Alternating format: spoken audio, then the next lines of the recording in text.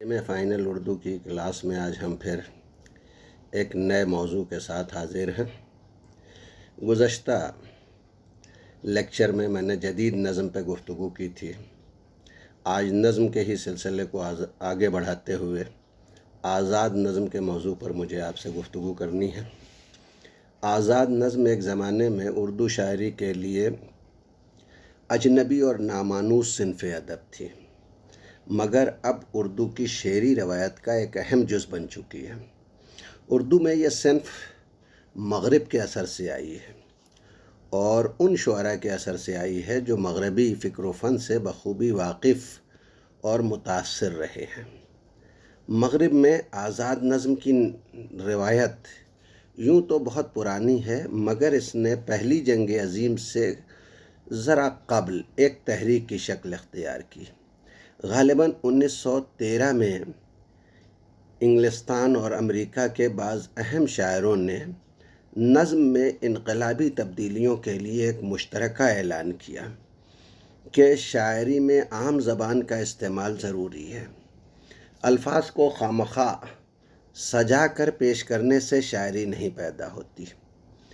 شاعری میں الفاظ کا در و بست، اس کی ترتیب، تنظیم، حالات کا پابند ہوتا ہے اور ان سے جس آہنگ کی تخلیق ہوتی ہے وہ شاعر کی ذہنیت کی عکاسی کرتا ہے۔ جدید دور میں نئے حالات کے زیر اثر شاعر کے ذہن کی کیفیت بڑی حد تک بدل چکی ہے۔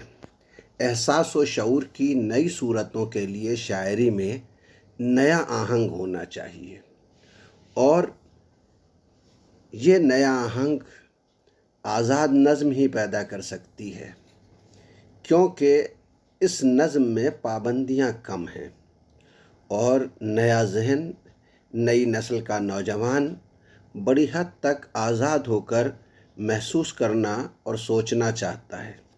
اس لیے موجودہ دور میں آزاد نظم کا استعمال ضروری ہے۔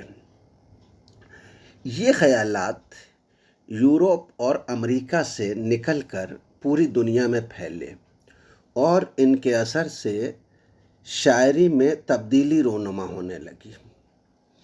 اردو میں 1857 کے بعد مغربی اثرات عام ہونا شروع ہو گئے تھے اور ان مغربی اثرات کے تحت حالی اور آزاد کے ہاتھوں نظم گوئی نے ایک باقاعدہ رجحان کی شکل اختیار کر لی تھی۔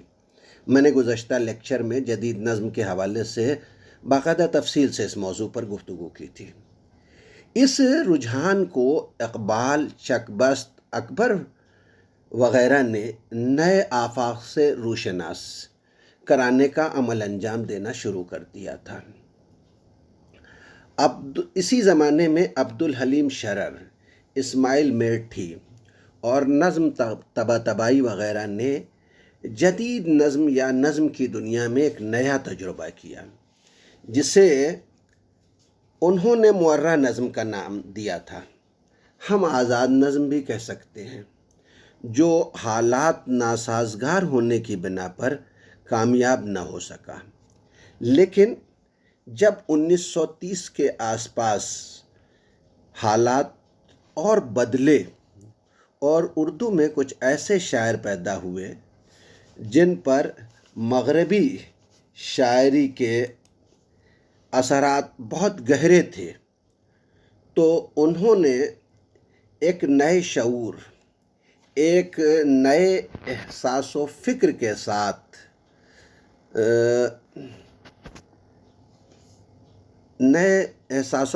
ساتھ جو نظمیں لکھیں، ان میں ایک نئی دنیا ہمیں دیکھنے کو ملتی ہے اور ان نظموں میں ہمیں ایک نئے رنگ اور آہنگ کا احساس ہوتا ہے۔ 1930 تک آتے آتے ہماری اردو شاعری میں حیات کے اچھے خاصے تجربے ہو چکے تھے۔ آزاد نظم کے لیے انہی تجربوں کو بطور سہارا کام میں لیا گیا۔ اگرچہ بعض شاعروں نے ان تجربوں کو اردو شاعری کے مزاج کے مطابق نہیں سمجھا تھا، انہیں رد کر دیا تھا، مگر نئی نسل نے اس صنف سخن میں اظہار کی بڑی صلاحیتیں دیکھیں اور انہوں نے یہ محسوس کیا کہ ہم آزاد نظم میں بڑی آسانی سے اپنے جذبات، احساسات اور خیالات کی ترجمانی کر سکتے ہیں۔ اسی لیے انہوں نے اس آزاد نظم کو اپنے خیالات کے اظہار کا وسیلہ بنایا، اور جو گزشتہ تجربات شعراء نے ہیئت کے اور اسلوب کے، نظم کے فن میں کیے تھے، انہی کو اپنے لیے شمع ہدایت اور شمع راہ بنا کر آگے بڑھے۔ جن شعراء نے 1930 اور اس کے بعد نظم میں ان تجربات کو انجام دیا، ان میں نون میم راشد، ڈاکٹر تصدق حسین خالد اس لیے بہت اہم ہیں کہ انہوں نے عبدالحلیم شرر، نظم طباطبائی، اسماعیل میٹھی وغیرہ کے تجربوں کو اردو میں صرف دوبارہ شروع ہی نہیں کیا، بلکہ اسے آزاد نظم یا معرہ نظم کے مخالفین سے ایک صنف سخن کی حیثیت سے منوایا۔ یہ بہت اہم کارنامہ ہے جو ان شعراء نے انجام دیا۔ آزاد نظم کا مطالعہ کرتے وقت سب سے پہلے جو شے ہماری نظر میں آتی ہے وہ اس کی ہیئت ہے۔ ہماری نظر جو ہے وہ آزاد نظم کی ہیئت پر پڑتی ہے۔ اس میں مروجہ اور متداول بحروں کو استعمال کیا جاتا ہے، جو ہمارے ہاں اردو شاعری میں رائج اور بہت عام بحریں ہیں، انہی کا استعمال کیا جاتا ہے۔ چونکہ ان تحریروں کا آہنگ شاعر کے خیال کا پابند ہوتا ہے، اس لیے وہ اس کی روانی اور بہاؤ کو دیکھتے ہوئے بحر کے جو مروجہ ارکان ہیں ان میں کمی یا اضافے کا عمل انجام دیتا ہے، یا تو ان کو کم کر دیتا ہے یا ان کے ارکان کو بڑھا دیتا ہے، جس سے بحر کا جو مخصوص آہنگ ہے اس میں کوئی فرق نہیں آتا۔ یہ ضرور ہے کہ اس کے خیالات کی ترجمانی میں اسے آسانی ہوتی ہے۔ ارکان کی کمی اور زیادتی کے عمل کی وجہ سے اس صنف میں قافیہ اور ردیف کی پابندی لازمی نہیں ہوتی۔ اگر قافیہ خیال کے آہنگ اور موسیقی کا ساتھ دے تو آزاد نظم کا شاعر اسے نظر انداز نہیں کرتا۔ نون میم راشد نے ایک جگہ لکھا ہے، قافیہ شعر کا ضروری جز نہیں ہے بلکہ اتفاقی اور ضروری عنصر ہے۔ جس شاعر کو قدرت نے آہنگ اور توازن کی حس عطا کی ہے اسے قافیے کے سامنے دریوزہ کری کرنے کی ضرورت نہیں۔ قافیہ اندھے کی لاٹھی کے مانند ہے، شاعر اندھا ہو تو اسے یقیناً لاٹھی سے راستہ ٹٹولنے کے سوا چارہ نہیں، لیکن اگر شاعر کو قدرت نے آنکھیں بخشی ہیں تو لاٹھی اس کی حفاظت تو کر سکتی ہے مگر راستہ نہیں دکھا سکتی۔ یہ نون میم راشد کا نظریہ تھا جو میں نے آپ کے سامنے پیش کیا۔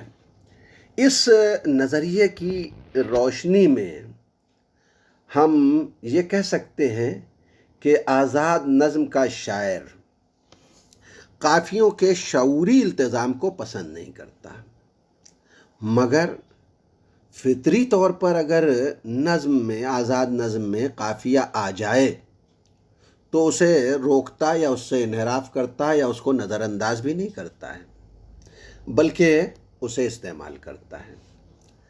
آزاد نظم میں یہ جدت، یہ نیاپن حالات نے پیدا کیا ہے، جس میں سب سے نمایاں چیز شاعر کے داخلی تجربات ہیں، جن کی بنیاد شدت احساس پر استوار ہے۔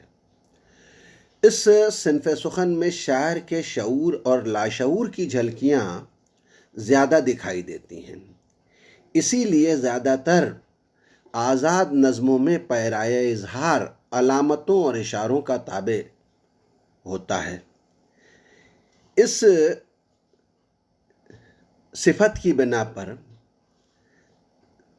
آزاد نظم میں وسعت اور ہماگیری اگر ایک طرف پیدا ہوتی ہے تو دوسری طرف ابہام بھی پیدا ہوتا ہے۔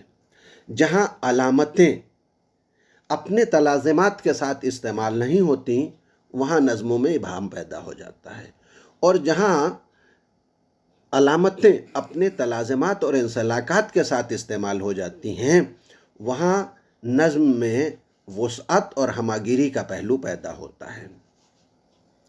آزاد نظموں میں صرف ہلکے پھلکے یا انفرادی موضوعات ہی نہیں پیش کیے گئے بلکہ اجتماعی زندگی کے اہم مسائل کی ترجمانی بھی شعراء نے کی ہے۔ راشد ہوں یا ڈاکٹر تصدق حسین خالد ہوں یا میرا جی ہوں یا ان کے علاوہ ترقی پسند شاعر ہوں، ان تمام شاعروں نے حتیٰ کہ جدید شاعروں نے بھی اس صنف میں طب آزمائی کی ہے۔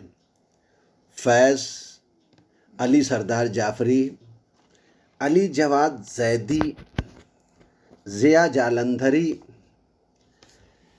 احمد ندیم قاسمی، مختار صدیقی، احسان دانش، اختر الایمان، وامق جونپوری، غلام ربانی تاباں، کیفی اعظمی، قتیل شفائی، سلام مچھلی شہری، جگن ناتھ آزاد، منیب الرحمن، ناصر کاظمی، خلیل الرحمن اعظمی، مجید امجد، احمد فراز، منیر نیازی، باقر مہدی، شمس الرحمن فاروقی، حمایت علی شاعر، سلیم الرحمن، انیس ناگی، افتخار جالب، افتخار عارف، پروین شاکر، کشور ناہید، فہمیدہ ریاض وغیرہ کے علاوہ اگر ہم راجستھان کی بات کریں تو راجستھان کے شعراء میں مخمور سعیدی، رفعت اختر،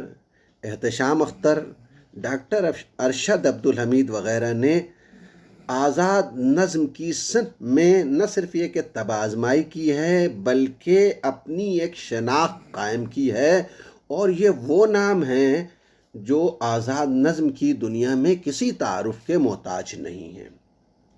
میں نے یہ نام بنا کسی تقدیم و تاخیر کا لحاظ کیے ہوئے جس طرح یاد آتے گئے اس طرح تحریر کیے ہیں، اور یہاں یہ بھی وضاحت کر دوں کہ یہ نام تمام آزاد نظم کہنے والوں کے نہیں ہیں، یہ تمام آزاد نظم کہنے والوں کی مکمل فہرست نہیں تیار کی گئی ہے، بلکہ میں نے نمونے کے طور پر کچھ شعراء کے نام پیش کیے ہیں جو آزاد نظم کی صنف میں بڑے نمائندہ شاعر ہیں، اور ان ناموں کے ذریعے میں نے اس حقیقت کو ظاہر کرنے کی کوشش کی ہے کہ آزاد نظم نے